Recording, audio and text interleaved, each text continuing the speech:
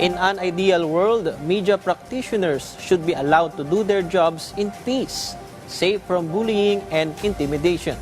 Unfortunately, that is not how several media personnel in Davao feel in terms of how the KOJC members treat them, prompting some of them to write a letter to the group's legal counsel to air their grievances. Benji Durango tells us more. A media group pushed back against the harassment they have been receiving from members of KOJC led by Apollo Kibuloy. A letter sent by Edith Caduaya to attorney Israelito Torion, the lawyer of KOJC. She expressed sadness over the alleged humiliation, threats, and intimidation experienced by the media in their coverage of events in and out of the KOJC compound or in KOJC press conferences. Rhoda Grace from Mindanao Times experienced bullying on the very first day of the standoff. Nagpaparinig sila na, andito naman yung mga media, bias, mga bayaran, ganon. So, for me, hindi ko na nasa ginamay because I'm just doing my job.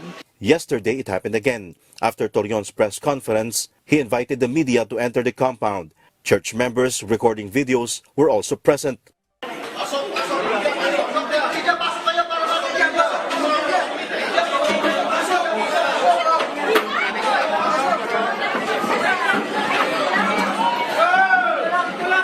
However, our microphone captured the words, "Come in media, come in," as if they wanted the media to break through and breach the police line. For the president of the Davao Peace and Security Press Corps, the KOJC's move to put the media in harm's way, which could lead to their arrest, is wrong. Kami media, yung parang ipapain doon sa kanila, parang hindi naman siguro tama. Di ba? What if, kung kami pala yung bububugin, di ba? Kung ihaharas din kami ng mga pulis. So, hindi din okay para sa atin. The letter has reportedly reached Torion. However, unlike before, when KOJC begged for forgiveness, now their group can no longer guarantee the safety of the media due to the growing rage of members over disheartening and demoralizing news reports. In the first place, we could not guarantee your safety because that is the job of the police. No, that's not the job of KOJC.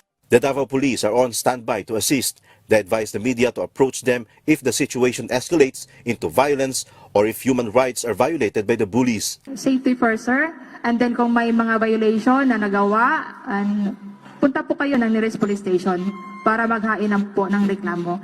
The situation outside the KOJC compound remained peaceful throughout the day while police operations continued inside. The KOJC faithful is busy preparing for Friday, when senators are expected to pay a visit for the first day of their investigation regarding the police search for Apollo Kibuloy et al., believed to be hiding somewhere in the vast compound.